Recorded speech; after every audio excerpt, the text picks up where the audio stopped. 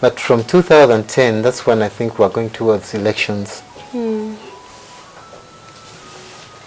And from then, I've never seen any feedback at all. You know, sometimes the government things take some time, so probably... Well, it's known. Yeah.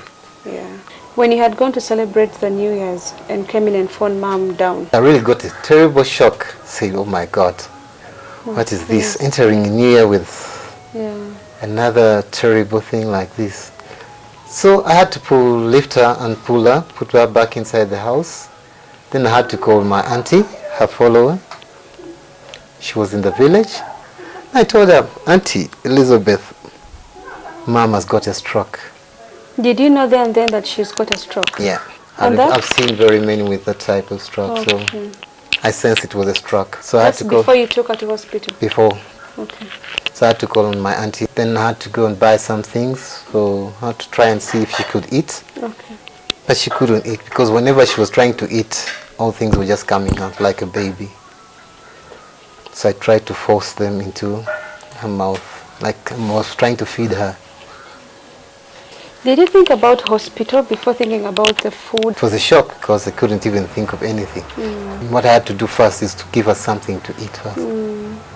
At a tender age, when you lost your father, when you heard the news, of course you didn't immediately know what exactly happened, right? But you knew he was dead, but you didn't know the cause of the death. Right. When you found out the cause of the death was a helicopter crash, what came into your mind first?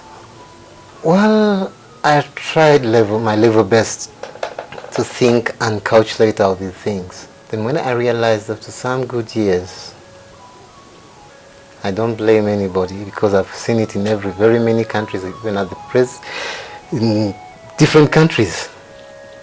People tend to seize off some other people because of power, because of riches. Their own benefits. Their benefits. Yeah. Personally, do you believe those allegations? Maybe I do, maybe I may not. But it's a bygone case now. I know. Whether I may suspect, whether I may not, he's not going to come back. Yeah. Do you have a word for the government or people watching us now? Well, I would like to ask the government maybe to give me help, look after my old mom. Well, I did some small marketing courses, small course that I didn't even complete in marketing. Okay.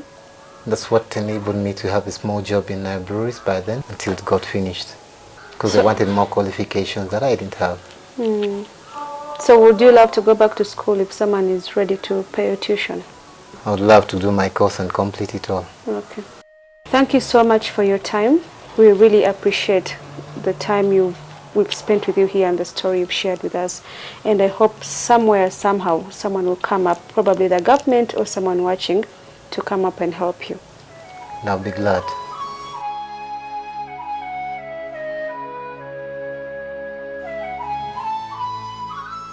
Deteriorating health conditions for all of us become even more frustrating without proper medical care. In cases of lasting ailments like a stroke, the condition only gets worse, devastating and life-threatening. Losing the sole breadwinner to every same day, same time. God bless you.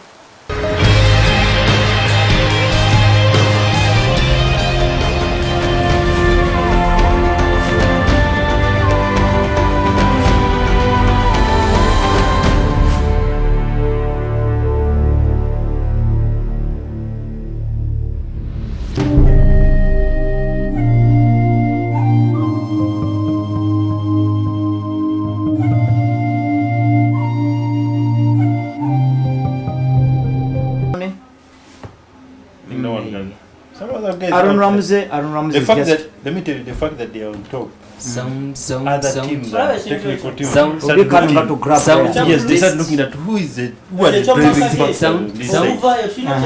But you tell me who. Sound good. I mean, me like you say, they are all moderate players. They can really not attract here. You can ask him. He's an Arsenal fan. But they can go to a lower side, slightly weaker.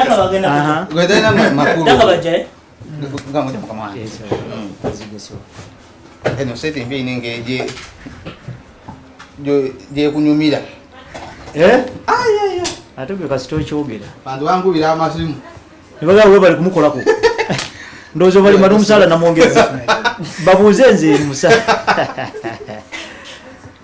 njagala baga ambayo kimwe kinabagoba ku show testing Arsenal ya munana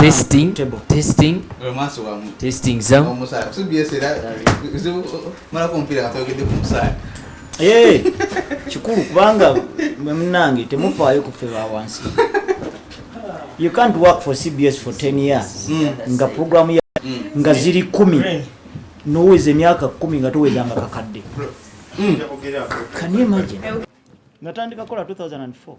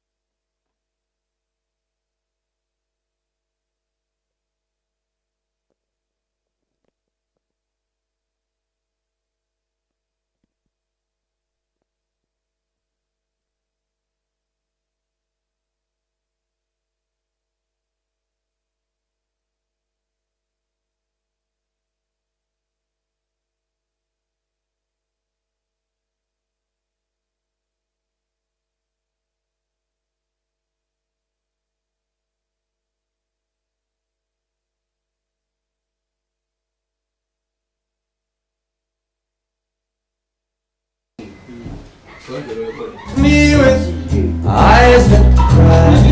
Good morning.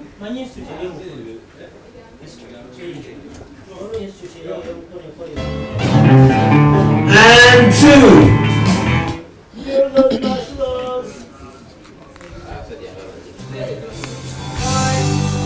Left me with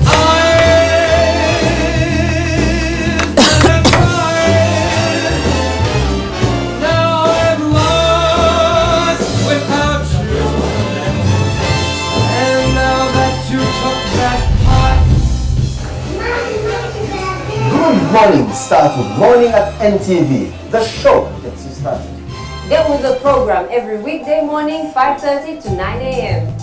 All of me. Morning at NTV, coming soon. I like to move it, move it. I like to move it, move it. I like to move.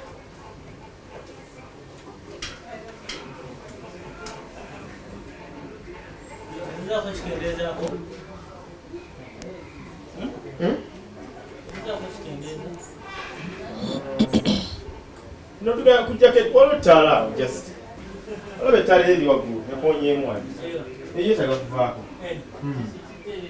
yetaga kuvako byenfunye mu business eno bukyanjitandika kubanga era yentuusizaawo endiso kale nagifunamu ng'akaduuka nefunamu uko ne kaproti kale oyinza oteekamu emitwalo 10 n'olyaku emitwalo ng'ebiri so kale okutwaliza awamu waliwo era akaseera nawe nga bw'obimanyi katuuka n'ebintu nebikaluba egamba n'otuula nga tolaba ku baguzi abavubuka bannange obubaka bwe mbawa gye bali bwona bave mu kulera engalo okutuula obutuuzi kubanga nze bizinesi yange natandika n'omutwalo gumu 10 mbugumiikiriza na mazima ge gakutuusa ku bwanguzi.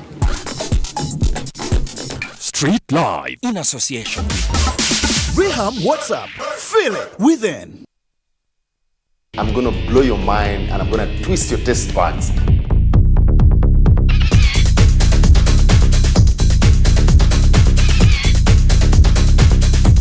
The flavors are already coming together. I can feel them. Very lovely, very appetizing, very healthy.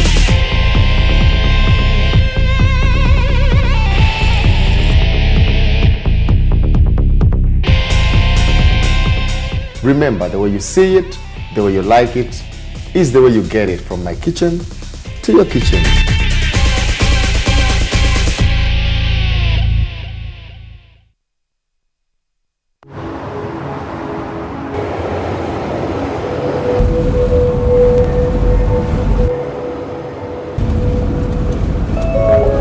change of government? Won't stop a thing. I've run out of fingers counting the number of multinationals setting up here. What about the 3 companies that announced their plans to launch last week? I say they're shopping. Me, I'd be looking to sell. At what price? More. Much, much more. These things. But one thing I'm sure of, you're in the wrong job. Here, call me tomorrow at 9 o'clock in the morning. I'd like to hear more from you. Are you ready for your big break? The East African, understanding the region. NTV, turning on your world.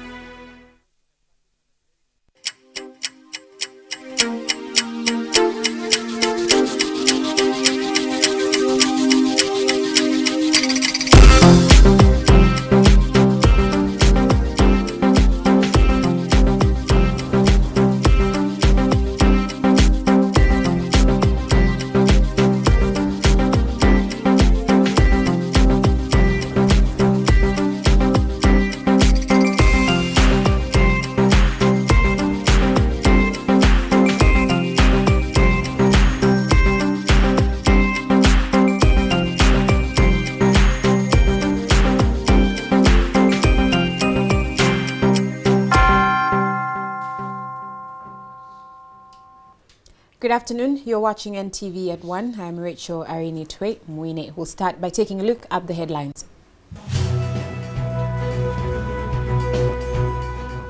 Adam Kalunji, the boyfriend of the late Butaleja woman MP Serena Nebanda, is sentenced to 4 years in prison for manslaughter.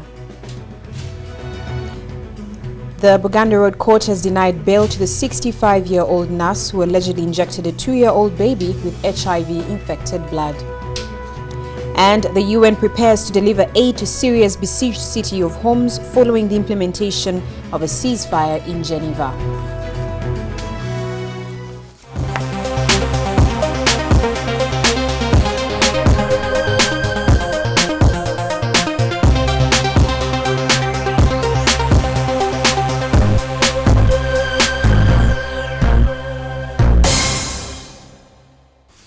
Glad to have you watching NTV at 1. Now, tourism has been seen to grow over the years. Its contribution to the country's growth is undeniable. With all that considered, more needs to be done in terms of authenticating the numbers of what it actually contributes to the economy. According to the Tourism Minister, Maria Mutagamba, this is still a grey area that requires the intervention of relevant stakeholders.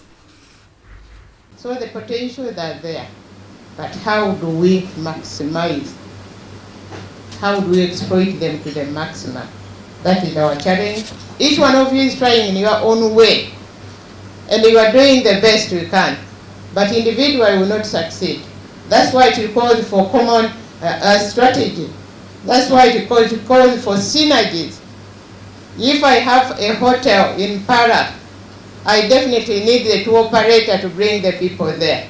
I need the driver to bring the people there. I need the guide. I need the cooks. I need the hostel, the workers in the hotel. So it's not you alone. It's not you, the individual, but every one of us synergizes in what you do, and that's what we need to identify. That's what we need to appreciate.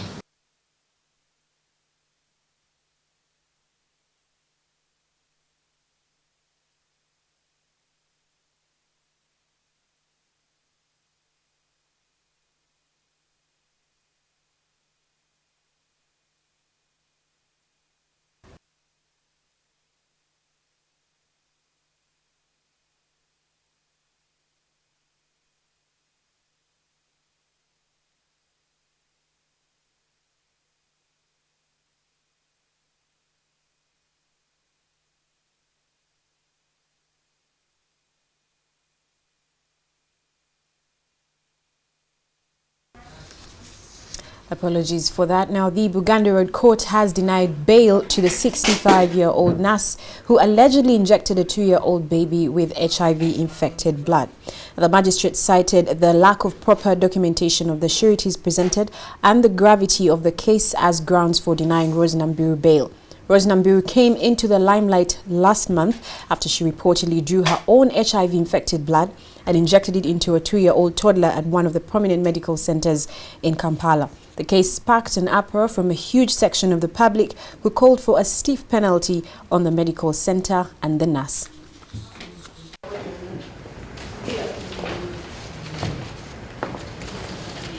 One that the court must consider in cases where the accused wishes for black women. The accused is 64 years old and she is living with HIV. What is aware that the police were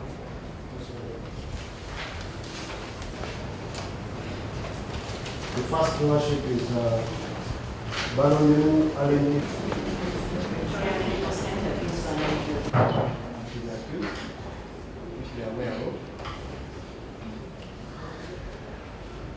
And they are willing to ensure that the accused person attends court.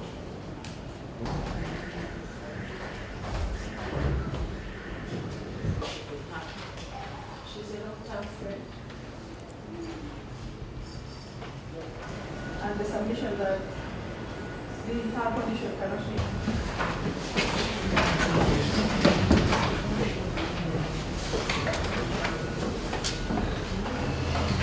The Mackinjay Magistrates Court has sentenced the boyfriend of the late Butaleja woman MP Serena Nebande to 4 years in prison for manslaughter. Adam Kalunji's co-accused was sentenced to 1 year after court found him guilty of being in possession of drugs.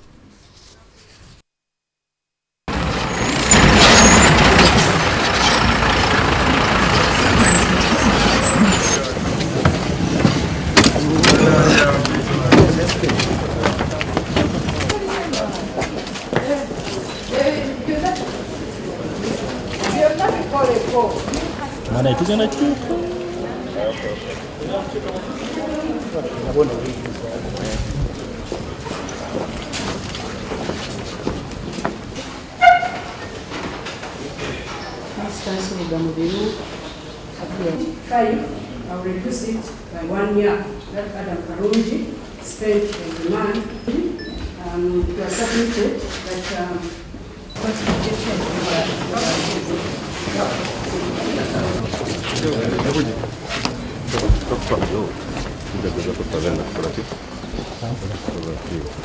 years. Kasafu for 7 years and bad money taken for 7 years.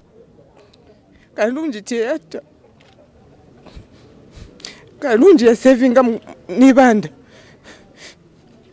Ya savinga ya gezako. Well, you had the judgment of the magistrate, the analysis of all the facts. She made a finding that Kalunji's only fault was to take the deceased an hour late to hospital. A deceased whom he already found in a coma. We feel on our part that that has been a great injustice to convict somebody on that evidence for 4 years in prison.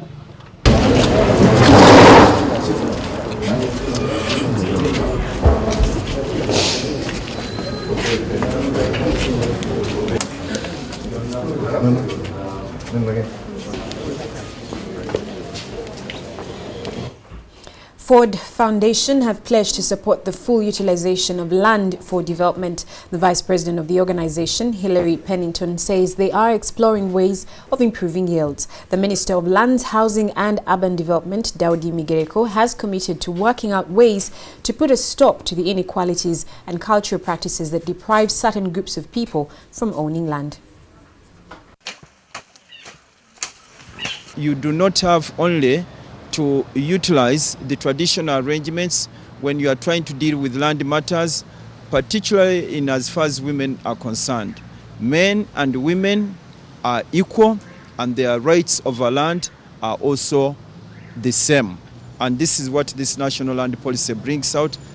Well, the Ford Foundation is very proud to support the policy process and the implementation process for the land policy. We think it's a model for the continent. We understand that there's an important path ahead now as implementation begins. I think in particular the focus in Uganda on improving productivity and innovation for small farmers are things we think are very, very important, and they are one of the things that we hope to continue to support. Now, a pressure group in Ankole region that's agitating for the restoration of the Ankole Kingdom has expressed its displeasure at the visit of the Katikiro of Buganda, Charles Mayiga, without consulting its leaders. The Ankole Cultural Trust members, led by their Prime Minister George Katatumba, have petitioned the Police Chief General Kale Kaihura over the planned visit. Katikiro Mayiga is scheduled to visit Ankole region tomorrow to fundraise for the reconstruction of Kasubi tombs that got destroyed in a fire in 2010. The visit will involve meeting with members of Buganda Kingdom and touring a museum where artifacts of the defunct Ankole Kingdom history have been preserved. Prime Minister Katatumba says quite a number of people in the region are opposed to the Katikiro's visit. That meeting resolved the fact that we write to the Inspector General of Police to suspend the visit of the Katikiro in Ankole until the issues of the relationship between the Kingdom of Ankole and the Buganda Kingdom have been resolved and agreed. But the media coordinator of the Katikiro's visit dismisses Peter Mayiga to be in Mbarara. The Ankole Cultural Trust is an organization that takes... Now on. Enjoy the tasty and nutritious goodness of Dairy Fresh flavored milk. Delicious to the last drop. Everybody rise up, get up, stand up. Happy people, dance to the beat. Let us celebrate.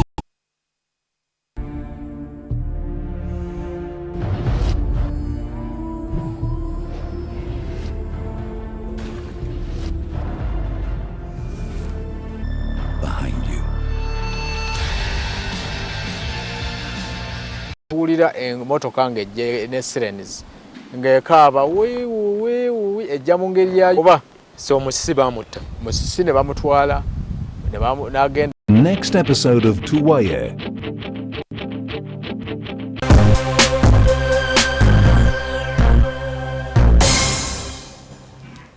At large, the minister was speaking at an African Union police meeting in Kampala that was attended by senior. It takes such a procedures, such information dissemination to them that dealing with the situation of unemployment and begin reducing in the consolidation of peace and stability so that talks last week. The besieged city was quiet today, and it is hoped the truce will continue long enough for the evacuation of civilians and the delivery of aid. District in the center of the city has been under tight siege from President Bashar al-Assad's troops. Besides, a UN spokesman said the United Nations and humanitarian partners had prepositioned food, medicine and other basic supplies on the outskirts of homes ready for immediate delivery as soon as the green light was given by the party's riots, which left more than 130 people injured. Authorities in the town of Tuzla, the hotspot of violence that began on Tuesday, ordered schools to cancel classes today. Tuzla's protests spread. In Brazil, a strong police contingent dispersed the crowd in the evening after protesters started rioting, smashing shop windows and setting garbage bins on fire. Police and protesters violently clashed, tossed by protesters. It's the latest protest to hit Brazil since last June, when nationwide demonstrations broke out after a sharp police crackdown on a group in Sao Paulo that was marching against an increase in public transportation fares. Title race as the leaders kick off a vital period with a trip to Liverpool tomorrow. Arsenal, who host Manchester United next weekend, have already beaten Liverpool in the league this season and head to Merseyside looking for a fourth win in their last 5 visits to Anfield. It's a massive month for us, but as well I think we enjoy it. It's a chance to go top in their 1-0 defeat against Chelsea, and the Gunners can cement their spot on top of the table with a victory at Anfield. Basically us to dominate the game and a bit more difficult, but the philosophy on our side has to be the same, is to master the ball and to have the ball and to dominate the game. Well, that's about all we had for you on NTV at 1. Thank you for watching. NTV, turning on your world.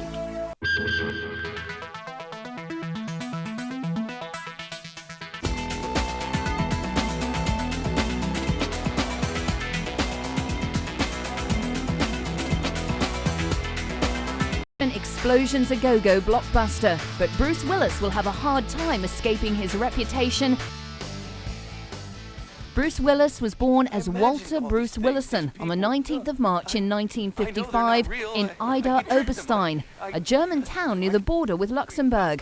The oldest of 4 children, he grew up in a working-class family.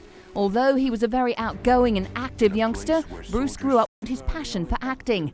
With a debut coming in the theatre in the off-Broadway production of Heaven and Earth in 1997, it led him to television love of music. Believe it or not, he released an album for Motown Records entitled Bruce Willis, The Return of Bruno, which eventually went platinum. Highest-grossing films of 1998, the movie skyrocketed. Bruce had always been a tabloid favourite since his moonlighting days. He made the headlines in 1998 when his well-documented marriage to Demi came to an end after 13 years. The former couple and the Die Hard sequels. In Look Who's Talking, he was the voice of the baby, Mikey. In 2003, he lent his voice again to play the dog, Spike, in the Rugrats movie. Tom Hanks' Striking Distance and the box office hit Pulp Fiction in 1994. Hey! Could you give a dog? You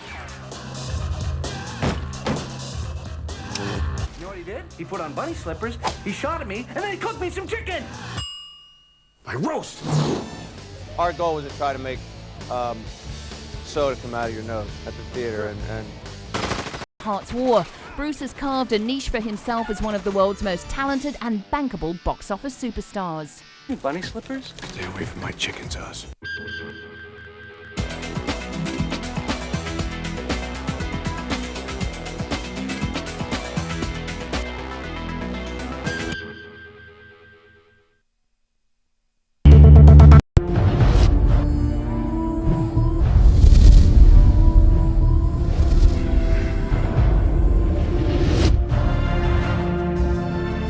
It's who stands behind you.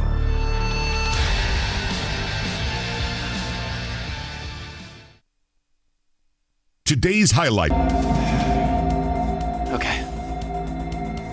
Okay, fine. You want to talk? Then talk. Then get out. I want a divorce. My mother doesn't want us divorcing yet. You know this. Well, I don't really care what your witch mother says she wants.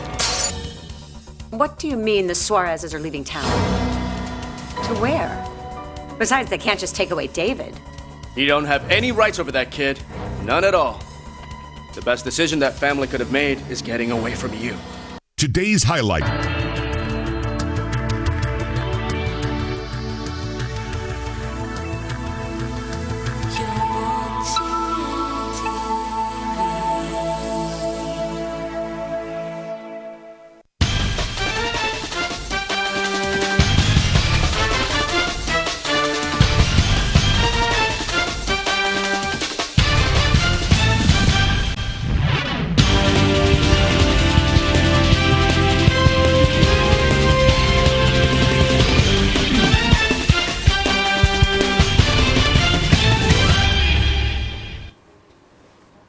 Mikwano gyaffe mwenna abali ku NTV tubalamusizaako nnyo mukulika ennyo mu mawulire gali naye ati kaaka tutuse n'amawulire ag'ebyemizannyo mu programu eno muli gw'ebyemizannyo nze Rumasi David era nga tutuli ne muganda nge Isima Dakaba ate era ne muganda waffe Darren Kyeyune era mbasaba babalamuseeko tugende mu maaso n'ebyemizannyo ebigenda okubeera mu wiikendi yonna okusobola obateekerateekera wiikendi ennungi sebo Isima.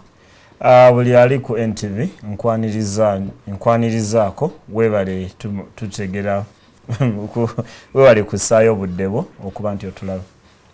Omulungi atulaba abeera naffe wiiki yonna weewale kwagala nnyo byamizannyo era sigala wano nga bulijjo tujja bikutuusaako liigi zonna e Bulaaya n'ebyemizannyo byonna wano awaka tujja bikubuulira.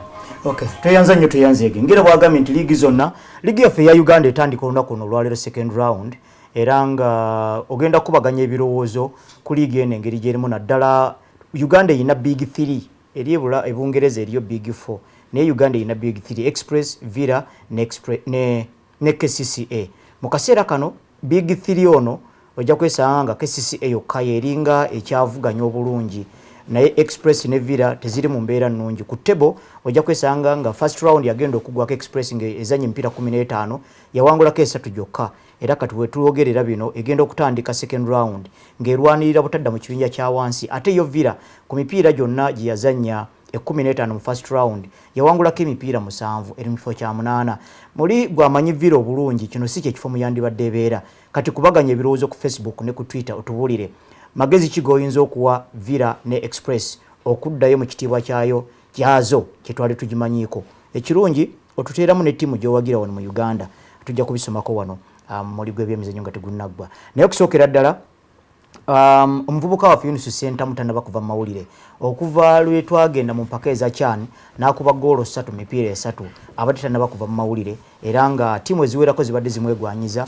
omuli Kaizer Chiefs ne Orlando Pirates naye amawulire agamu gagamba nti omuvubuka ono asazeewo okusambira ttiimu y'Amazulu naye bwe nayogeddeko Isma ne Darren nayogeddeko ne Secretary muwandiisi wa Vipers mwasambira omupiira n'agamba nti nno kirabika ekintu kino kyakoleddwako kikeerezi waliwo obugayavu obwakolebwa era nga ku mupiira Vipers gwegenda okuzanya olwaleero gwa second round gwa FUFA Super League gugenda okubeera ekitende nti omu kwabo bagenda okusamba bipya kibye muwulidde ku muvubuka ono era singa ne transfer eno bwebanga enebeerawo olowooza ensalawo oyo baba musaliddewo basazeewo bulungi oba mulowooza ekyamazima nze nafunako ku mawulire emabegako wali nti mu kaseera Yunus Center mu yali anoonyezebwa okugenda eri okuddayo South Africa gyatebereza goal 3 otinamuko mu mpaka za CHAN Bernard Parker eka yamusingako yateba goals 4 tebamunoonyeza okusooka yali timu Ajax Cape Town yali akola ebyo nga akadinisa kakyalika ebyo tulaba ku TV essaawa eno ng'ali Kasese ng'ekibuga kijaganya naye nga mu kaseera ako ndowooza timu yali esinza okuba nti emwegwanyiza South Africa yali Ajax Cape Town ogwo omukisa n'agusubwa olw'okuba nti akadinisa ka South Africa kakola nga aka Bulaaya tikavanga January 1 paka January nga 3 ako makati ga season kati nga club yonna gyagenda okuba nti naafuna ajja kuba tasobola kuba mpiira paka mwezi ogwa June kitegeeza eyo timu bw'emugula ebe muteekanga mu reserve abeere nga akuba emyezi 4 n'etaano egisembayo oba bayinza okumugula ne bamulooninga back nekyo kisoboka ne bamutwazika wano naye nga ntegeddeko nti ajja kgenda mu kibuga Durban week ejja ajja kgenda amaliza empapula ze naye era nga Isma bwagambye ate weekend twategeerako nti yali agenda weekend bingi bibadde bitambula kuba n'omukungu omu Vipers agamba nti endagaano enteeseganya ne ttiimu eziri e South Africa bibadde tebiriiwo nga bo babijjawo nga bagamba omusambi waabwe kati ate amawulire agasinga gagamba agenda mu ttiimu y'Amazulu naye nga ttiimu 3 ezabadde zimwetaaga nga kuliko ne Bloemfontein Celtic naye yabadde emwetaagako naye katulinde ebinaavaayo wiiki ejja naye ekikulu kiri nti nno omuvubuka ono awabeera omukka tewabula muliro mu Luganda bwe bagamba naye muli kikulowoozesa nti bw'otunuulira embeera South Africa liigi yaabwe engeri gyetambulamu liigi etuuka okuggwa nga top scorer alina goal 14 15 buli lwalaba omuteebi yenna ndowooza baba baagala okumukwasaako emikono ebiri bamutwale wano Brian Omonyi yateeba buteebi Super Sport United era okuddako akatala akaddako nga bamutwale kitegeeza nti omuteebi yenna nti ne bw'abanga Yunus Center mutagenze kati akimanye nti nno ali ku mudaala era kwa David goal 14 oyinza zinyooma nti ntono naye team league eri mu timu 16 kyeza basamba empiira 30 omuntu bw'ateba goal 15 mu mipiira 30 kitegeeza ateba goal buli mpiira ebiri andoza mu league yonna aba mulungi bwe twatukiriziganya ku ekyo kubanda byeko n'emyaka nga bano Ronaldo ne Messi tebannayonoona kuteeba ne kufuuka nti kya bulijjo wali akaseera nga ojja kwesana ne top scorer ngajja kuteba goals 19 ne mu league ziri ezisinga 5 mpira 38 buchanga kangambe Premier League yasalibwa neva ku timu 24 mwaka gwa 95 nefuka teams 20 nti ojja kwe siroza nti myaka mingi nnyo woroza nti omutebi asusse goal ezo 19 tojja kwesa n'emyaka egyo Thierry we yateberanga ennyingi kandi zo mukubasa okubeera ba top scorer emirundi emingi mu Bungereza ojja kwesa tebanga goal kangamba 23 24 25 abwe watu we yasukulumanga mwenyo yatebanga 3 oba kangambe abwatu golo bwezi tobanga Cristiano Ronaldo yateba noza mukonti golo ezo zino zirabika ngento ne 14 lebo ibweka muke ekifaananyi zontono kuba kiba nti Francis Olaki ng'akuba season yesooka mu ligi y'ababinywera mu Uganda ng'akyali na mulenzi mutali muvaka ya senior 6 yasobodde okuba goal 8 mipiira 5 n'okulwala n'alwala n'atamalako kumpi mpira ng'etaano egya first round n'atagizannya naye n'asigala nga y'omu ku ba top scorers kati ekikulaga nti nno bw'abeera nga olumu n'omutindo gwa liigi tulina okuguteekamu kubanga kyemanyi nti mu liigi Netherlands mu ku gye basinga otteeba amagoolo era wano abantu ba bet bamanyi nnyo zikwata mu over bwe zityo nejja kwesanga nti golo 40 mu liigi Netherlands nga Mattia Kezman yazikuba 43 n'ayisa rekodi ya Van Nistelrooy ne Ronaldo bwesanga nti golo za 40 ndowooza ate bw'ojja mu Premier League zenkana ne golo 16 era okwongera ko nti bw'olaba kino ekirabo kye bagaba ekyomusambi ateebye eggoolo asinze Bulaaya ojja kulaba nga baziteekako kaminzaani ng'olaba eya Bungereza nnene gye bateebye eya Spain nneneko eya France whatever owa ggoolo 40 ojja kwesanga nti bateeka ali ku kipimo zibeera 32 ng'Obungereza ateebye 25 sigala 25 naye ekyo tekijjawo nti Unity Center muteebi ekyo tekijjawo kubanga bwe kibanga ali mu liigi gye tuyinza okugamba nti yemukweza ennafu naye n'agenda mu balina liigi ez'amaanyi n'akuba ggoolo 3 mipiira 3 ate nga yabadde tiyakakitandika mu mpaka za Coca-Cola ng'akyali ku St Juliana ey'Egayaza yabeera top scorer bamujjukiza na bujjukiza nti nonengatto yo kubanga yakuba ggoolo ze tiimu ye teyava mu kibinja n'agenda eka kubanga Coca-Cola kiri ntindo bwe mati muvudde mu kibinja muddaka naye bano bonna abayongerako round of 16 quarter final ne bagenda mu semi final ne bagenda mu final bonna yaleka akubye ggoolo ezisigala nga zikyavuganya ku golden boot era bamubuulira bubuulizi nti waaye n'engatta eno yiyo kale kwegamba omulenzi ekitone ekiteeba akirina kati kirabika bano abamwegwanyiza bo tebasengezze ku mbeera ya league mwasambira basengeze kitone kiri ekiri original kubanga ekitone ebeera class form yebeera temporary omutindo gujja ne gugenda kati Aaron Ramsey olaba goolo zakubira timu ya Arsenal kizibu okulowooza nti nno oba oli awo n'omwaka ogujja anazikuba kubanga tumulabyeko nga taziweza nolwekyo Unity Center mukirabika atwalibwa ku class olumu bw'ogamba nti tumulabeko nga taziweza nze mmanyi nti abazanyi bonna nga ne center mwali olumu ebeera ntandikwa kubanga ne bano ba Frank Lampard abateebye ennyo ndowooza wali emyaka gye yakuba goolo ezitawera 10 najja n'akuba 2 ndowooza wabeerawo kyoyita lwakuba nti no Frank Lampard yeewola obuvunanyizibwa bw'omuntu omulala alina kuliikiriza naye bw'abwewola n'ateeba ebijanga kyakubiri naye Unity Center mulenzi muteebi original atali gamba nti n'aka tournament kamugendedde bulungi kwadde ekyokulabirako nga tannaba na kuyitibwa ku national team nga tannaba na kujja St Mary's Kitende mu banene banne kubanga St Mary's Kitende oyinza oga nti ndowooza abamuliikiriza be balungi kuba St Mary's Kitende ffenna tugimanyi mukopa naye yali akyali mu St Juliana era coach Mattia Lule nga yagezaako okumulera bw'atyo paka n'olwekyo omulenzi ono ayinamu ekintu ekyo ekyokuteeba ggoolo kati kirabika bano ba scout ne ba coach abamutambulirako balabika bajjayo eri class bajjayo kiri ekitone bwe banaabanga bamutadde mu mbeera that is wanaaba agenze bwe bamutadde mu mbeera mwateebera ggoolo ze ajja kuziteeba kubanga ne ggoolo ze yateeba juze South Africa tezaali za bulijjo nti oba yagwira bugwize oba nti ki era ng'olaba waliwo abavaako n'aleka nga bali ebisubi n'olwekyo omulenzi ono katumwagiriza ebirungi ebyerere ndowooza nti nekitone akirina era bwe kinaaba kirereddwa bulungi ajja kusobola okuyamba ye yennyini yeeyambe ate era n'okuyamba eggwanga okulitwala ku level endala tiimu zaffe KCCA ne tiimu ya Victoria University olwaleero yeyinga last training kubanga bagenda kulabikako mu bisaawe enkya nga KCCA zanya Elimerick nga tiimu ya Victoria University ejja kubeezanya ne tiimu ya Don Bosco tiimu zino Don Bosco ne Victoria University Darren zonna kumpi tuzitwale ng'ento kubanga ne Don Bosco yakajja mu kibinja ky'ababinywera myaka ng'esatu egiyise naye yo enkizo gy'erina nti yate si tiimu mpya kubanga ye tiimu ento ya Tipi Mazembe era gundi Blaise Katumbi nanyini Tipi Mazembe yagiteekamu ensimbi era nga bamalya mu kifo kya kusatu ensonga lwaki bali mu kino ekikopo mu liigi yaabwe kuba omwaka ogwedde bayitamu ogenda mwezi empaka za Confederations Cup nga bawangudde ekikopo kyenzijja okuyita DR Congo Cup obanga bola bano Uganda Cup eno Victoria ya Super Sport yabajjamu Super Sport yabajjamu naye ku luno bamalidde mu kifo kya kusatu mu liigi kyekyabadde ticket ogenda wano muzina empaka naye nabadde ntunamu mu bano betuddako okukwata singa tiimu ya Victoria ebeeyiseemu oba tiimu ya Don Bosco yenna n'abayiseemu. Tiimu ze zimu kyenkanze tugenda okukwatamu tiimu ya Jolibe eya Mali gye ndowooza nti tubadde tugimanyiddeko emyaka egisembe kuba yasinkanako wano tiimu ya URA naye wala tiimu ya Victoria yagenze ng'oggyeko bali abasambi abasatu bendowooza nti bandyongeddeko kyamaanyi ku tiimu ya Victoria. Mike Serumaga, Captain Dennis Guma ne Savio Kabuga omuzibizi oyo nti bagenda kubasubwa nga bwe nagambye olunaku olw'eggulo. Naye omutendesi Alaika ayagala kusamba omupiira gwa kudduka abalinde omutendesi Mole Byekwaso ku tiimu gy'anaatandisa ku basambi balina ku tiimu ya Victoria. Naye nga nategeddeko nti bayitidde Nairobi era bagenda kutuuka Lubumbashi. Batuuse. Mbadde njogerako ne kooki Moses Oloya, ono kooki w'abagokipa era assistant coach wa Gondi wa Mole Byekwaso.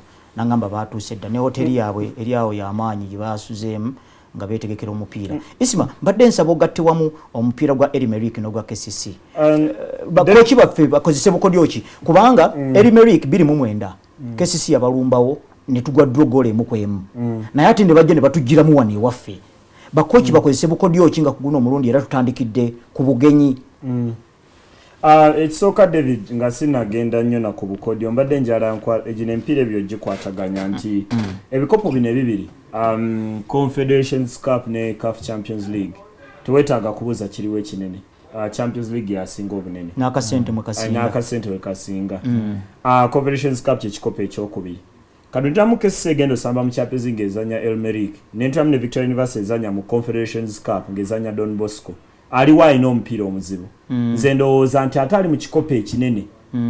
Wadde nga Victoria University oli wa KCC wadde nga Victoria University ezanya mu Africa omulundi ogusooka ndowooza ate KCC yasinga omupiira omuzibu. Olw'omutindo gw'enjawulo wakati wa ttiimu zino. Twali wano David Line twogerako ku Elmerick okuba nti no mu nteekateeka zaabwe bazanyamuko ne ttiimu ya Bayern Munich kikulaga enjawulo mu nteekateeka gye babadde nayo.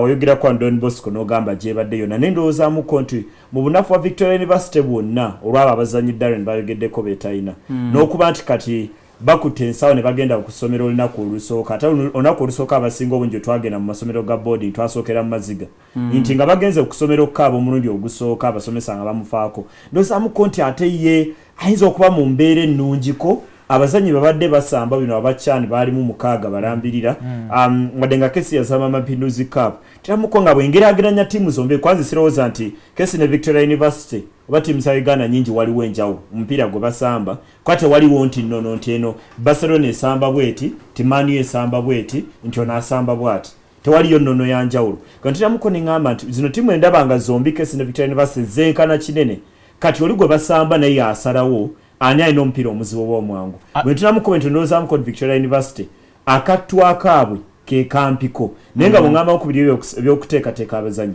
ndowooza obukodyo ekisinga obukulu mupiira gwonna guno ekisooka kuvaayo nga tebabateebye eggoolo nnyingi bwabe bakuba goals 4-3 ku bwereere oba ovuddemu nze ndowooza oba ovuddemu mu Africa emirundi mingi ndowoozamu ko tibajja kuba abatendesi bombi sijja kwewuunya nga George Nsimbe nga asigaza nga akaŋŋambe Haman Wasa eka mu maaso bw'osomako ebadde mawulire agamu Stephen Bengo ne batendekeddwa olunaku olwajjo teyatendekeddwa wadde nga yagenze ne ttiimu Tony Odumbu erinnya limuluma ayinza n'obutasamba omupiira dde nga bamutekiteeza Haman Wasa yabasigaddeyo bodda kulera Victoria University kizibu nnyo Mole Byekwaso okusambisa omuteebi asukka mu omu ng'ali ku bugenyi kale ndabiramu ddala nga bombi bagenda gezaako nnyo okuba nga tebamize eggoolo nnyingi ate nekira David kugwa KCC twandigambye era gwe muzibu kuba ogenda kulaba kuba bagamba omupiira bagenda gusamba lwaggulo kiro ku mawulire agavaayo bino bye bimu KCC beewuunyo badde babyegesezezaamuko kuba Elmerick tujja kukkiriza nti omupiira basobola okusamba gino si myaka gy'ekyenda omanyi edda ebimu nga nakatandika okugenda nakivubaawo ndowooza kaŋŋambe nga mu kyenda awo baŋŋambanga nti ebimu ku ebyo byasinganga okubya Uganda kuzannyira ku bitaala kati kirowooza nti ennaku zino bikyatiisa omuzannyi mu bino ebiseera nga internet ebadde naffe kuva mu 1992 naye luli ndowooza mu 9 bwe twagendanga owaayi Egypt n'ekuba Uganda ggoolo 6 kubere ogamba mu abasajja no twasambidde ku bitaala naye sima bw'oyogera ku bitaala ebyo kimanye era na wano tukyali mu gya 9 mu bitaala bwe mbuulira ttiimu zaffe zibadde mu nkambi KCC ne Victoria University baani abatendekeddwako ekiro angojeko abasambe ndoza mu mpaka za ne mapinduzi emipira egimu baade bazanya kiro nga n'ebisawe bimu bakozesa byagondi bya artificial turf naye ng'ogyeko ku ka tournament akabaddeyo tiimu gwe mbulya nti Nambole nti ati tiimu eri kubanga era Nambole yokka yeyina ebitaala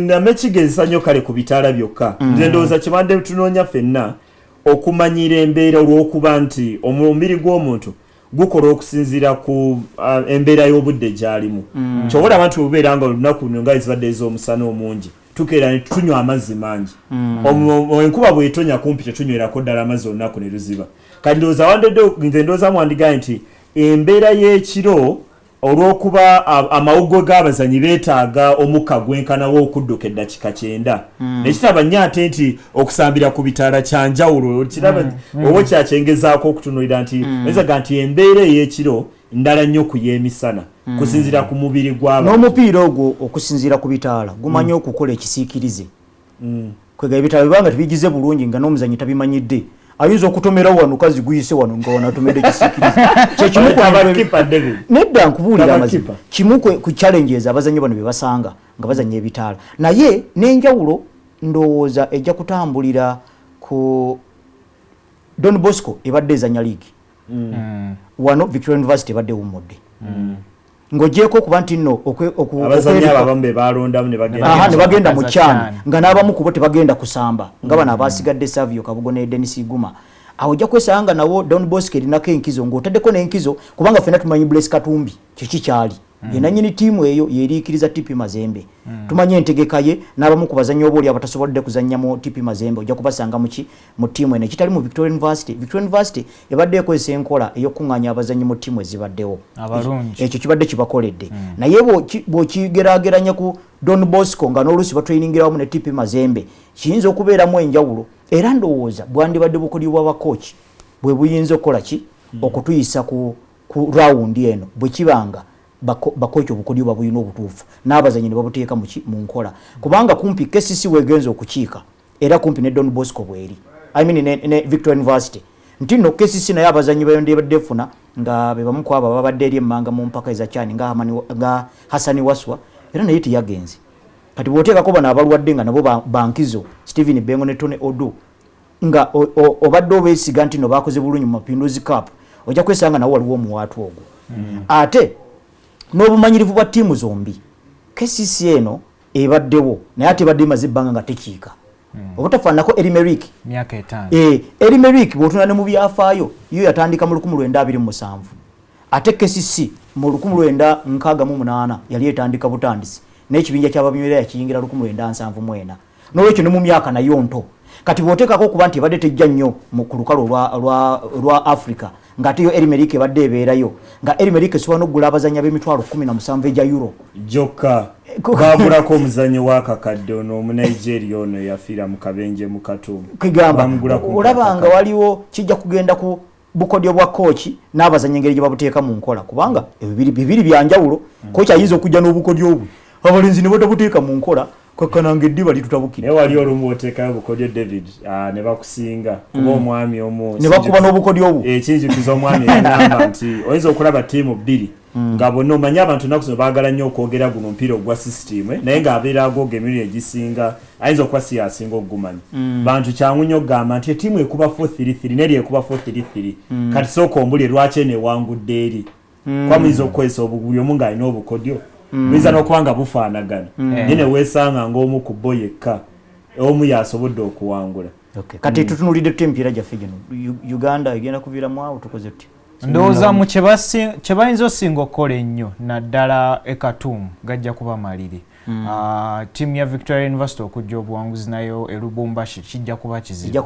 naye okufuna amaliri ate nga siga ggoolo nnyingi kiyinza okubakolera nzikiriza mbyewuunyo neetaaga olumu ndabye ebintu bingi David mupiira ntosobola binnyonnyola kale tuyingize mutokayuza tokayuza ali atya ndabye ebintu bingi mupiira ntosobola binnyonnyola ndowoozaamu abingi ebibeerawo n'okeraawo n'ogamba niyo yawangula atya mu mbeera bwetyo bw'abanga zino ttiimu zisobodde n'okufunayo amanyizo kunze kijja kuba kyewuunyo bwesobola okuyitamu ekiddira ku kyewuunyo kye kiki ng'ovudde ku mirako ekiddako kuba waliyo ekyewunyisa ng'okyusiza amazzi n'ogafuula omwenge naye wali ate okuzuukusa afudde kakijjako okuzuukusa afudde kuba ebyewunya naye birimu amadaala timu zaffe enfu David olumu bw'obanga onnyonnyola waliyo enjogera waliyo ebigambo no creating images waliyo kuba olumu kyendowooza nze kati nga bbanga lyembedde mawuli ate no si mingi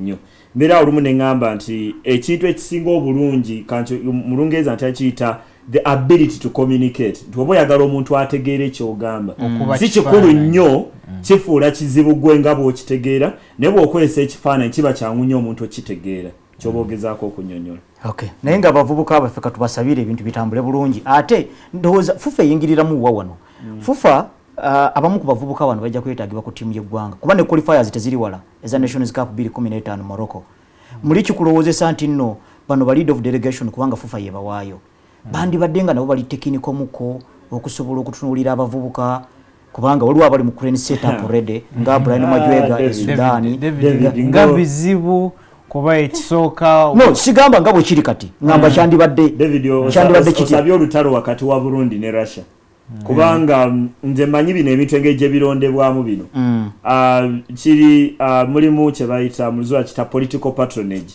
nti wabanga fufa yagenda omulonda ate nga kesi yegenda omulabirira bwembeerera president waffe alina abantu ebayagala okusanyusa omanyi mu nsinga zino ezaffe ewatali nnyonyi za euro 8 okulinya ennyonyi ssebo David kikyali kintu kinene kati nga njagala gwompagire ng'oli delegate ndoze kikyali wala nnyo oba olumu njagala nnyo omanyi waliyo ekintu kye bayita ideal mu luzungu nti waliyo ekintu bwe kyandibadde nene bwe kiri olina okuba nga osobola okubeerawo mu mbeera n'ogamba naye omanyi ekisoboka kye kino kyobulaba olumu mbeera wano n'empulira nti club egobeddwa lwakwati yawaddeyo license gudde ne ŋŋamba ekyamaze tunatuuka na mu mbeera eyo tunatuuka mu mbeera obeera nti etteeka olisoma n'ogamba nti 1A gamba bwe tujja diteeka nti 1B 1C n'obeera nga amateeka ogayimirizaawo bwoti solooza twatuse mu mbeera eyo David ey'okuba nti abantu aba technical bagendera ku bintu bwebiri kale bwe njogera ne bayisima bano bantiisa ndowooza tetulina kye tujja kusobola naye nze nina obwesige bwa kika kya waggulu naye nga ttiimu zaffe zijja kuddamu okuzannya wano nga 15 n'olwekyo tulindirire bwe zinaaba nga zikomyewo manyiko kesi ejja kuzannyira Namboole lujja kubeera lwa 6 kubanga ekyennakivu baakiganye kirinamu obuzimbe obutiisa abakaafu kale nno Namboole yekka gwe tusigazza mu bisaawe bya Uganda ebikirizibwa mu kaafu tubalinde nga 15 naye ne weekend eno tubasabire katuwumulemu katono tulyoke tujje ate mu kitundu ekyokubiri sigala ku NTV.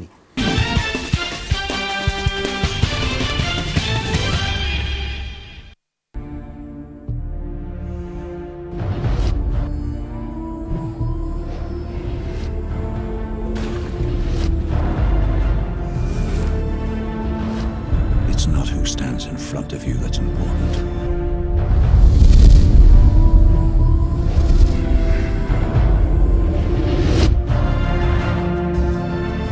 It's who stands behind you.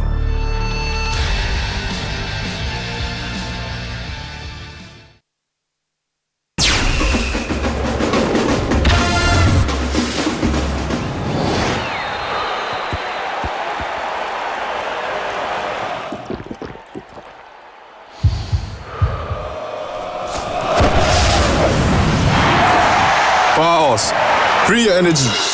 Power Horse, the energy drink with the Black Stallion. Yes, I'm in a trip to Brazil. On the next episode of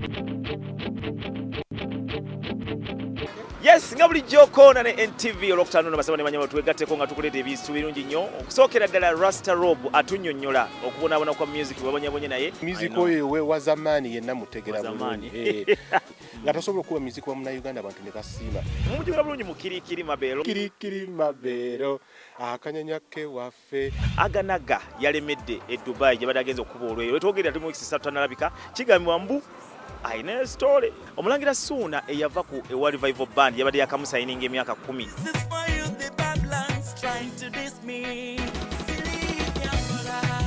bamukwatiddemu ebyo negamba nedda ssebo tetujja kusobola totwepangirako olugambo lwonna wano ku NTV Corner ne NTV Corner ne malizibwa miti Yes. on the next episode of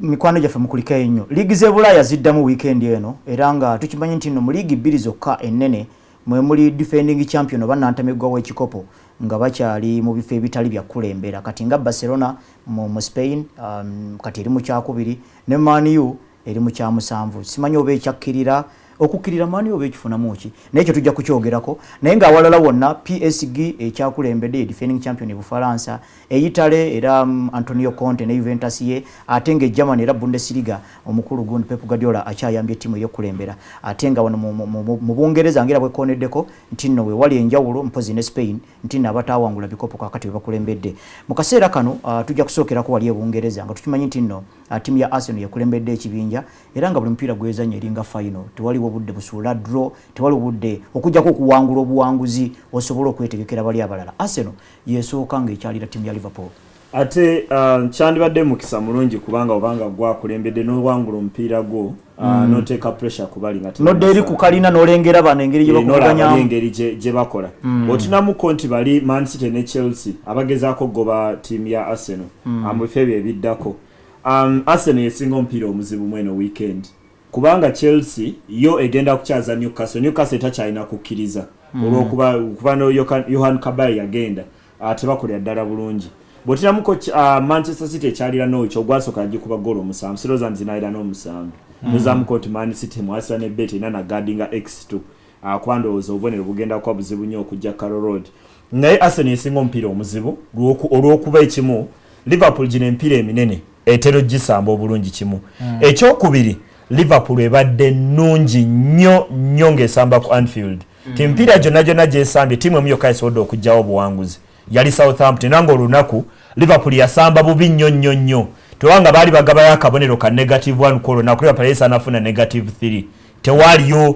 tewali mbeera yonna na Liverpool yeesaanatwala akabonero mwagwo omupiira ne gino eminene egyetegekera bulungi lwakana tuddemukko ne ŋŋamba nti ekimu ku ekyendowooza nti Arsenal ejjagenda ano ng'erina okukkiriza kw'amaanyi esooka Siroza nti Liverpool eri mu mbeera egenda okuvuganya ennyo era nga n'omutennis Brendan Rodgers yavudde n'agaya ekikopo kye tebaliiko bwetutamuko Daniel Agger tali mu back ne Mohamed Sako ekyamazima David okujja nga ne Daniel mwine enjawulo nze sikkiriza kusambisa Sikato ne Ture bafaanagana nti bafaanagana tekuli kaasoma muzannyo bonna basajja bakiwago okukwata musajja n'omusika essaati ate bombi babi mu bbanga ate juzi Ture yagenda kusetingira ba West Brom yagenda neyekola ekintu ate nga bwe nvaako naawe neyongerako mu makati amaanyi ga Arsenal we gasinga okuba mu ndowooza nti wamu ku ttiimu esinga midya ennungi mu nsi webunafu bwa Liverpool tewali Lucas Leiva taliiko ku kisaawo olw'obuvune Joale nazze bukyanga ava mu Swansea akubayo ebiri emirungi nga bwe yakuba ku Manchester ne Chelsea n'ako emirala 10 emifu bwe tunamukkaawo naye waliwo obunafu bw'amaanyi bwe tunamuko ba Santi Cazorla ba Mesut Ozil omupiira gwe bafuumuukawo mu makkati g'ekisaawe ndowoozamuko nti ate obunafu wa Liverpool ge maanyi ga Arsenal kati mu mbeera bw'etyo ndowoozamuko nti Arsenal erina enkizo eyinza okuba entono nnyo olw'okuba Liverpool ebeera y'amaanyi nnyo ku Anfield ndowoozamuko nti erabika erina enkizo ng'egenda mu guno omupiira ate okwongerako David nga Isma bwagambye nti Liverpool nnungi awaka omupiira basudde gumu ate Luis Suarez ne Daniel Sturridge bombi bateebe ggoolo 40 sizoni eno mu liigi awo ojja kugenda okulaba nga bw'okubamu ekifaananyi n'otunulya Arsenal nga bagenda mugiri emipiira emingi gye twalabye olunaku olw'eggulu guno bandigenze ne baguwangula nga tonnaddamu kukyaza Man U wakati mu wiiki ate omala okyaze ne Liverpool mu FA Cup kuba andowoozaamu obubonero obusaba basobola obufuna nga Isma bwagambye n'egiri eginaddako wano wengambye buno obuwanguzi buno busobola okuwa Arsenal ettutumu okweyongerayo kuba bw'ova ku Liverpool nga bakkubye nozaako Man U gye ndowooza nti ejja kulwana okufuna obubonero obusatu ku ttiimu ya Fulham ku lunaku olwa Sunday lwakuba ekimu olumu kyemanyi ku Liverpool emanyi okwepikira emipiira era ndowoozamuko nti Arsenal omukisa gwabwe nanga alowooza nti kigenda kuba kizibu nnyo Arsenal okuva ku Anfield nga tefunye ekitone nnyo akabonero eddakiika 20 agasooka David weetegeeza empiira nga Liverpool eri waka batandika nga bw'ofuluma ennyumba ng'ekutta omuliro ku ssaawa 8 ogw'ekiro oyinza n'okwerabira essaati oyinza n'okwerabira empale omusajja bagenda omulaba nga adduse ali ku kyalo ekiddako lwakuba ennyumba ye ekutta omuliro ndowooza Liverpool empiira egitandika bwetyo naye n'ekiralamuko ate Liverpool kyendowooza kyetaaga okukolako ndabye amawulire mangi sabbiiti eno nga googera nnyo mu kuba nti Luis Suarez tateeba mipiira minene nze sikiriza nze ayinza okuba tateebe namba ziraga kirala nnyo tannateeba buteebi nti omulaba omutindo weeguli nalowooza nti ku Manchester United teyateeba Luis Suarez yali enjawulo olaba passes yakubira ba Raheem Sterling bayona ne Joe Allen eyo bw'omugamba n'okyusa n'aba nga ali mu kifo ekyo Raheem Sterling n'addeyo ba Joe Allen n'amu omupiira ogwo aba agenda guteeka munda tennamba ziraga tannateeba naye ndowoozaamuko nti olumu omupiira guno ogwebungeza olumu gwatuka ne gutwonoona mpira ntutandika okugutunuulira mu nnamba zokka nti ono alina ggoolo 7 asinga ono w'eggoolo 2 naye olumu ndowooza omupiira gusingako kyendowooza nti mu guno naddala nga Arsenal yali egenda mugula buli obukadde 40 ne pawundi emu gwe guno gwagala okusanga Arsene Wenger abawe siringi eya Uganda oba bamugamba kusussaamu era leero avudde n'abagamba teyejjusa butamugula naye bw'olaba ku ttiimu ya Arsenal empiira egisembyeyo kyekano 6-8 abadde tebateeba mu kitundu kisooka ate nga Liverpool ebadde ekola bulungi mu kitundu ekisooka season eno kyeza ttiimu 2 emu esamba dakika 45 agasooka endala esamba 45 agasembayo emu ekola bulungi awaka endala ekola bulungi ku bugenyi ate nga n'omukwasi wa ggoolo ya Arsenal Wojciech Szczesny mipiira 11 nga tebamuteeba mu season eno ndowooza nti top scorer wa ligi abaddemu David kakati bw'ogamba Derolalana omugeraageranya ku Suarez alina ggoolo 23 mipiira 19 nga yasubwa n'emipiira egya ligi 5 miramba neddaleni ekyo tuyinza okireka ku bbali kuba kiyinza okutabula abantu ku Ken Gibbs ku mutindo gwa dialysis oyinza ku mulenzi ono Nacho Monreal abadde satu ye badde yongeddemu oyinza okuza Ken Gibbs mu gwencha osobola omuleka n'asamba mu ndowooza yange kuba ekisooka kirinje empiira mingi nga Isma bwe yakonye olunaku olweggulo Arsene Wenger abasambi be bonna banaaba nabo n'abeetolooza atya mu gino empiira egiddako emingi nti ogumu olina okulaba nti singa Nacho Monreal atandika oba Ken Gibbs n'atandika mupiira ogumu ogeraageranya ttiimu gy'okutte okutandisa omusango David nze ate wesitakiriza na Nacho Monreal agenda okulumba olumu akuwa ekyokukola Raheem Sterling Theo Walcott waatali ndowooza emu ku basinga okudduka mu Premier League ne Aaron Lennon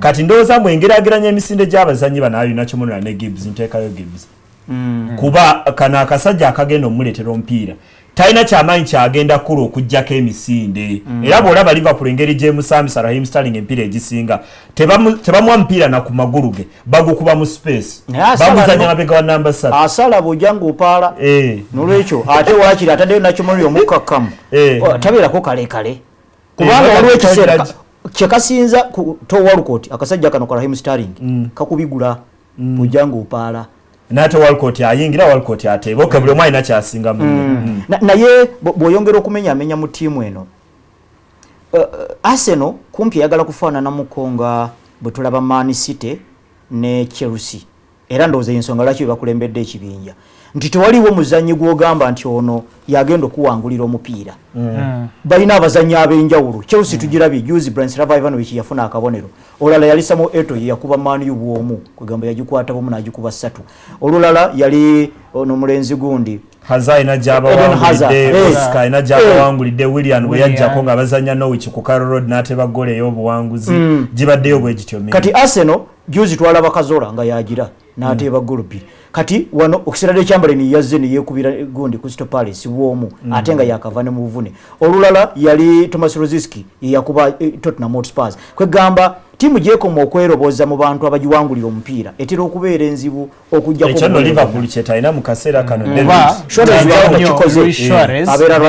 Daniel Sturridge kwegamba yo era bikanjawulo ebaddaawo mugaba babiri ndowooza owokusatu yandibadde Simon Mignolet ojjukira wano David nga Soni akatandika empiira egyasooka 3 ayitibwa okufuna obubonero obusatu oba akabonero ate David nga tumaliriza kuguno omupiira omunene ndoozaamu nga bwetwalaba ttiimu ya Jose Mourinho ng'egenze ku Etihad nefuna obubonero obusatu n'Arsenal egenda okuba omunene awo Liverpool tukirize nti bagijja mu kikopo bagijje mu nta awo ndowooza nti wano Arsenal Chovala ejagenda mugwa mani ngera abemanyi bevuganya nabo bagenze bakendeera mu ndowooza yange. Okay, olwo omupiira omulala mugenda gwogerako South Wales Derby Swansea ngezanya Cardiff kubanga mupiira gwo gwambiranye e Wales atenga mu kaseera kano Michael Laudrup akutayina mulimu. Naye okusooka olw'ebiseera tumale okutunulira Kamini League Man U kerimu kuba Man U tekyavuganya bana abana evuganya bana aba Europa kakati ina kubana obonero buli musango naye nga tonnaba kugireega ku mbeera eno gye tuliko kakati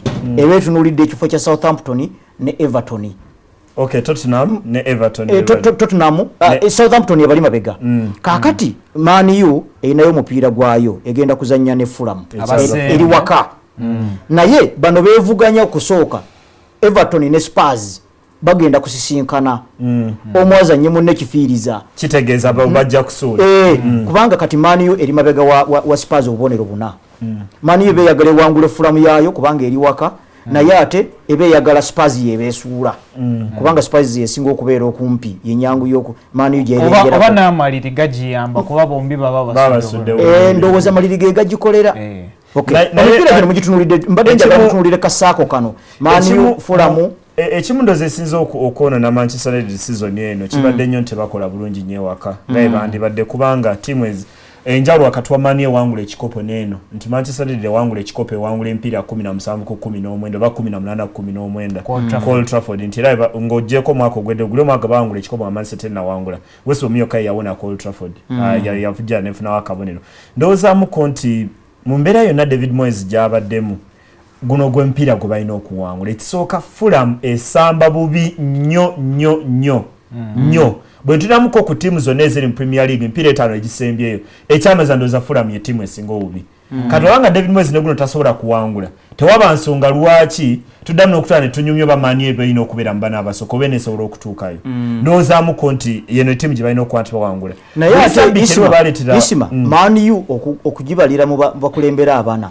tuba tujjayo byafaayo kyetugimanyiiko naye bw'otunuulira omupiira gwekuba obukubi omanye omupiira teguzanyirwa ku byafaayo gugendera buli kiseera ebeera romatiriyo paka ddakiika 9 bw'otulagira kagambe nti gwe baleeta One Mata ali ku mpira gwa Cardiff nga yakava mu timu ya Chelsea ogwo mpira ogwasooka yakola bulungi ne bajja kugwa Stoke Mata yakuba pass ennungi kyendowoozamu konti olumu lwakaze ndowoozamu konti omupiira ebyemizannyo emirundi egisinga bitundu 85 ku 100 bizanyibwa mu mutwe biri mento bino nebiri physical byokuba nti ojja kutomera omusajja bijja luvannyuma nyuza n'okukiriza nti omusajja onoomutomera kisooka kuva ku mutima oba mu bwongo bwo n'okikiriza nti onoomutomera kinaakola ndowoozamu konti Manchester egenzeko mu maaso Cardiff nedda emabega ku Stoke ne guno nga guli ku Old Trafford bwembeera David Moyes omupiira nsalawo nti tulumbe paka golo tukonkone paka gunanywa yembere ejo sambisa Van Persie Mata ne Rooney bonna ne batandika omupiira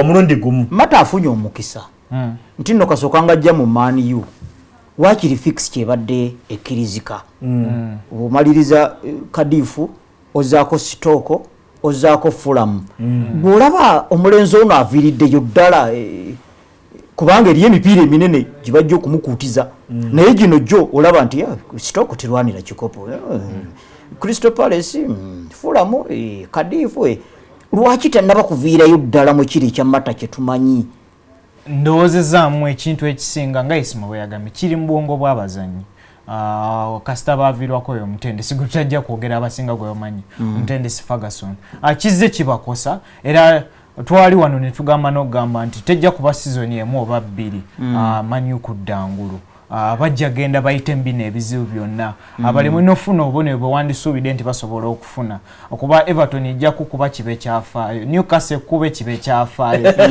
nga buli wabakuba mu myaka 82 nga buli kimu kyafaayo nti obulamu bw'abazannyi butuuse ku kino nti bukkiridde betaaga obudde okudda engulu era ne bwogamba nti One Mata abadde takola bulungi mugina empira obudde weebuli esigadde emipiira 14 ssebo David obulamu bukoma season eno kakati eriyo omuwagizi wa Man U ajja nakubuuza okwo ku Facebook tutwa ekikopo kino tukitwala oba omulala akubuuze tumalira muteyali myezi mulembera munaffe ku simu kwoli kale naye nga Man U ne Fulham koteka Spurs ne Everton bazanya ku Sunday nga Spurs yesookawo ndoza Manu kijja kujiwa ekyokola naye Manu yeteekwa okulekamu kali kubanga ejja kuyisawo ennaku 2 ate ezanye Arsenal kubanga ate gwo mpira wakati wa Arsenal ne Manu ogugwe ne banga Manu yeddayo mu kibinja kya wansi ngo mpira gwe gusembayo era ejepikira wakiri bagikuba bukubi neera ng'olaba ejeyo nagwo mu buto kale ensonga yo nga tugimaliriza tumwogedde ku mpira gwa Swansea ne Cardiff. David bw'olaba Premier League abasembyeyo 10 okuva ku namba 10 ayinza okuba nga ye Aston Villa paka kwasembyewo owa Fulham bw'olaba bano bwe bagenda osalako ne Aston Villa weeri enjawulo yabonero 6 bokka kino kibadde kirudde okubeerawo ndowooza season nga 10 emabega bwekyaliwo ogenda okulaba ng'olutalo lwabaddayo nalwo lugenda kuba lunyuvu nnyo okuba enjawulo wakati w'obubonero bwabwe ntono nnyo kuba ne Cardiff bwekuba ttiimu ya Swansea badda mu kwenkana ku bubonero ate nga Swansea yo eri mu kifo kya 10 teri mbana abasembayo abasatu Cardiff yeddiriyo asembayo wa Fulham olaba nti buli akuba ddangulu avaayo bwaddayo season eno ogenda kulaba nga season nyuvu ate ndowoozzaamu nti kino kizza olw'okuba abali waggulu basudde obubonero ku bali wansi n'abali wansi bazze beekuba bubasula obubonero enjawulo n'egattawa. Nze ndowoozamuko omupiira wakati wa ttiimu bbiri ezirina ebiseera obuzo Michael Odrop yakagobebwa balese Gary Monk okubeera omutendesi ku weekend omupiira ogw'embiranye ogwasooka nno Cardiff yagukuba 2-0 gwe mulundi gwe basooka kumpi okwatagana mu Premier League mu bbanga eddene ennyo. Ndowoozamuko nti Swansea mu mbeera yonna gyebaddemu guno gwe omupiira oguyinza ozuukusa ebinywa byabwe okuba nti basamba omupiira omunyuvu bamaze ndowooza mipiira ekisembyeyo 8 basinza otwala obubonero obutono omupiira batuteeka obubonero buna bokka ne Cardiff yennyini abatimu ate bw'olaamuko Cardiff bagenda ne bakisa omutendesi Ole Gunnar Solskjaer tannakola njawulo nnene aguza abazanyi bayitirivu ate nga kyekyagobya Malky Mackay gwe ndowooza nti bakola ensobi nnene naye ondaba omupiira omunyuvu wakati wa timu bbiri nga ndaba ekizaawula si kinene wadde Swansea akaita omutendesi wali kino ekintu kyetukola ennyo nti bwanga bakaleeta omutendesi omupya ogwo omupiira ogusooka abajja kukuba ndowoozaamuko guno nga siraba njawulo ndabanga 2-2 kubanga tiimu zombi luli Cardiff ndowooza yakulemberako ne 2 kwere ku tiimu ya Sunderland nebasanga ne gugwa 2-2 tulina ezo tiimu zombi nga siraba njawulo wadde kati wa tiimu zino ebbiri. Rio Ferdinand ne Vidic batandise okwogera ebisongovu mu nkambi ya Mani kino kiba kiyamba ttiimu. Rio Ferdinand ennaku ezo yateeka ku mukutu gwa Twitter n'agamba nti kati Michael Laudrup agenze mwe mulowooza ani addako okusinziira ku mbeera ekyo abantu ne bakitaputa nemanja Vidic naye ayogedde agasongovu olw'endagaano y'obutaddizibwa bujja mu kaseera. Naye nga David akakasiza nti tagenda kudda Manchester United wadde nga amayege Bungereza mangi nnyo gagamba David Moyes yali ayagalamu endagaano mpya naye agamba nti endagaano bweggwako omwezi ogwa May Vidic agenda kuva mu Bungereza kuba atalowooza nti asoozanyira ttiimu endala etali Manchester United. Ekyamazima ndowooza ne Rio Ferdinand guno gwe mwaka ogusembayo Manchester United kubanga n'omupiira atakuba obudde obusinga bamala mu bulwadde. Bombi omanyi nze njala nnyo okujjukira ebirungi ku bazannyi mu badifenda nga beegasse babiri David bukyanga Premier League etandika mu 92 aba central defensive pairing Vidic ne Ferdinand bali waggulu bebamu kwabo abasinze ekyandowooza Martin Keown ne Tony Adams bayinza okuba nga beegezaamuko nyinza okuwalamuko John Terry ne Ricardo Cavaya Chelsea yatandikira okuwangula empiira naye nze nja bajuka nti bombi ng'obagasse bakuba omupiira kyensonga lwaki Vidic awangudde Premier League 5 myaka 8 zadde Manchester United ne Ferdinand nga lwaki bamugula obukadde 30 naye ndowoozamuko nti bino byonna ate byeyongera okuziwaza omulimu gwa David Moyes kwakati alina okugenda mu katale afune ba defender abatuufu Jonathan Evans alabika yajja kuba alabise bulungi Chris Smalling olumu alabika nga mani naye gwe yeetaaga okuggalanga eggala tiimu zesamba nazo kuba naye talabise bulungi naddala nga bamutadde nebbali mu wakiri yakomezaawo Wes Brown asinga obudde butwala kantindigwa katumale okuwumulamu katono tulyoke tujja ate twogereko mu liigi endala mu kitundu ekisembayo sigala ku NTV.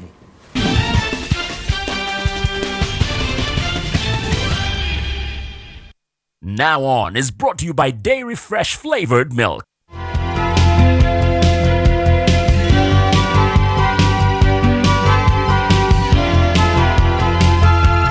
Enjoy the tasty and nutritious goodness of Dairy Fresh Flavored Milk. Delicious to the last drop. Brookside, goodness for all.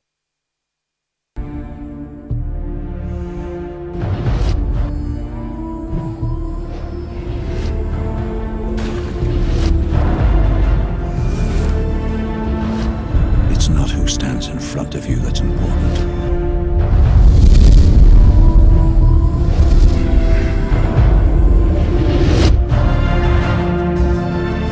It's who stands behind you.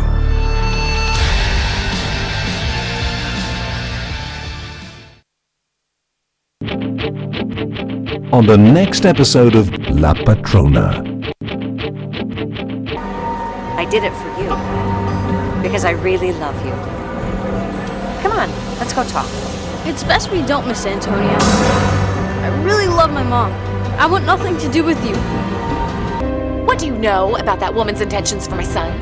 Did she send you here or what? Are you trying to confuse me? No, Gabriella. You think we can talk alone, you and I, no one else? I can tell I'm not wanted here now. Don't let your guard down, Gabriella. I don't believe in witches trying to be remorseful.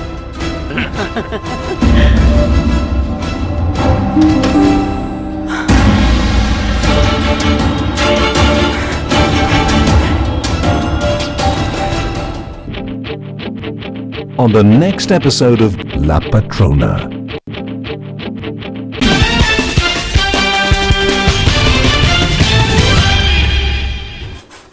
Kale mikwano gyaffe tukomye mu kitundu kyaffe ekisembayo eky'omumuli gw'ebyemizannyo era nga kyekituyingiza mu weekend. Darren simanyi oba ku Facebook abantu balina kyeboogedde ku FUFA Super League yaffe naye nga mu kaseera kano njagala okitegeereko nti nno Espagne egenda kuzannya Grenada olunaku luno olwaleero mu liigi y'ababinywera wali Spain naye nga Atletico Madrid abakulembedde ekibinja bagenda kukyalira Almeria so nga ttiimu ya Real Madrid yeri waka bagenda kukyaza Yellow Submarine eya Villarreal erabika nti yapondooka ate nga yo Barcelona ezannya ku Sunday mwegenda okukyalira Sevilla. Ndowooza abavuganya ekikopo balina emipiira emizibu ng'ogyeko Atletico Madrid ekulembedde.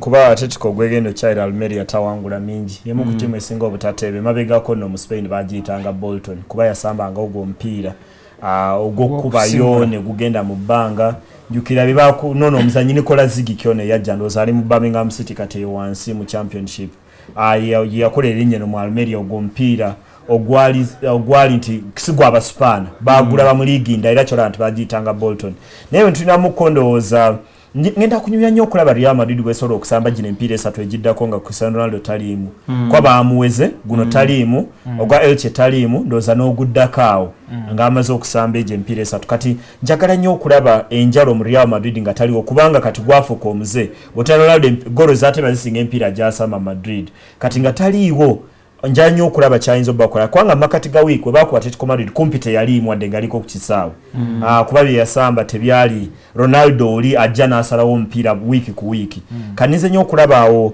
Gareth Bale, Karim Benzema ne Angel Di Maria okwatagana okwo nga Ronaldo taliwo balabe tebawangula omupiira naye nga oluvannyuma okati tebawangula sabiti edde okajjukira bakola mayine timu ya Athletic Bilbao gole mukwemu nga bakyadde ndowooza ati guno gulinga ogw'okwesasuza buli obubonero obubiri bwe baalekayo ate nga David okwongera ku isima kyayogedde ku timu ya Real Madrid ndowoozzaamu nti Luka Modric agezaako okukola obulungi naddala mu nteekateeka nga omutendesi Carlo Ancelotti anoonya Gareth Bale waasamba oba Angel Di Maria wabadde akuba ku kkono Luka Modric abadde asambye bulungi nnyo naye bw'oddayoko wakati eri wali mu week Barcelona weyasambira timu ya Real Sociedad mu kikopo kya Copa del Rey semifinal ya soka analowoozamu nti Barcelona era bawangula omupiira naye era tebawangula n'okuli okukakasa kwe baali balina emyaka ena emabega nti bagenda ne bakola emikisa 24 ku ggoolo naye baatebako ggoolo 2 zokka sizoni eno wansi w'omutendesi Tata Martino fena gwe tulowooza omusambi yandi bakoledde obulungi kuba Barcelona ekyapasinga omupiira gwepasinga Andres Iniesta avudde katebe emirundi 8 mipiira 37 Martino gyatendese Iniesta amazeeko 11 gyokka kino ogenda kola nti kibasiseemukko nga Neymar talimu alwakwanza olumu bino ebintu bino kyobola banagamba wano nti bwoba oyagala okweka amazima kozesa zino numbers Darren bwazisomaawo numbers zirabika bubi nnyo eri Barcelona naye nze ndowoozaamuko kino kyali kijja kubaawo era Guardiola yali mugezi n'avaamu mangu David nze nalowooza nti mwejo emyaka 5 gye bawangulira ennyo Guardiola bano abazanyi abakotoggera kinene ne bazanya eddakiika 9 n'emipiira egitalina mu gya mugazo. Lwaki otwala Iniesta okuzanya nga bazanya Alcocon n'azanya eddakiika 9 mu Kings Cup? Lwaki Barcelona ekulembera Real Betis golo nyaku bwerere mu ddakiika 35 Messi n'azanya eddakiika 9? Lwaki basamba omupiira ne bakuba Valladolid golo 7 Javi n'asamba eddakiika 93? Anti Messi yajja kugamba nti anze bwe ntunulako wali ku draw yange nti balondo zijjudde. Era anti kati ekyo bw'otulinamu ko wali bye yawangulamu obudde naye gwe nga Barcelona agenda osinga ofuna mu muzannyi olina okuba ng'ogenda mukuuma. Yeye njalo wakati wa Messi okuzanyira Argentina gyakubira emipiira 8 mu mwaka olumu tegiwera nakola ayinza okuba agikubira emipiira 5. Nawe Barcelona agenda omwetaaga emipiira 7 okumala emyaka 5. Kati gwe olina omukuuma mu ngeri y'okuba nti olina engeri gy'olina omusambisa. David, lwaki Messi bwakuba Leverkusen golo 5 mu Champions League bakuba golo 7 lwaki atula kusaayi paka omupiira gwa wotuka mu dakika 7 ng'olabira ddala temulabika nti mugenda kuba mu golo endala. Era obuvune nze ndowoozamu konti bino byonna Tata Martino ne bwandibadde mutendesi ki Barcelona yali alina otuuka ekkirire yali alina otuuka ekkirire era ekkirira ono kwegamba wali omanyi bw'obuukira bemu ku firimu ezasinga okunteetamu ennaku yali Titanic. Nendooza wanga baali baleese captain omulala ina n'abukira Titanic ku ssaawa eyo ne bwe yandikoze kwanze ndooza Tata Martino akoze bulungi ekyo nkyogedde emirundi ndowooza akoze bulungi kweno ttiimu kyateeka ttiimu egenda kukkirira. Titanic baali tebasobola kukolawo kantu DiCaprio n'atafa wakiri n'agenda n'ekibajjo ky'omuzira paka. Kate Winslet yali alina okuwona kati wano Kate Winslet mweno firimu ya Barcelona yaani Kate Winslet alina okuba nga awona alaika ye muwagizi kuba yeetaaga olumu naye ate isima bw'oyogera ku muwagizi ekisaawe kya kampuni ekyo tekyajjula wakati mu wiiki. Ebintu ebimu ebyatunuza president omupya wa Barcelona ebiriroliro nga balemeddwa okujjuza ekisaawe kuba kigenda mu bantu 9,000 naye abantu tebawera 5,000. Okay. Germany Bayern Munich egenda kukyalira ttiimu ya Nuremberg bagenda kubeera wali ku Easy Credit Stadium. Olowooza Champions League bwetuuse Bayern Munich teyandiwummuza ku bazanyi oba nkola ya Pep Guardiola nga byali mu Barcelona obadde oyogera? Ndowoozaamu ekisooka nga bw'ogambye nti empiira gigenda kweyongera obungi nga Champions League ezzeemu.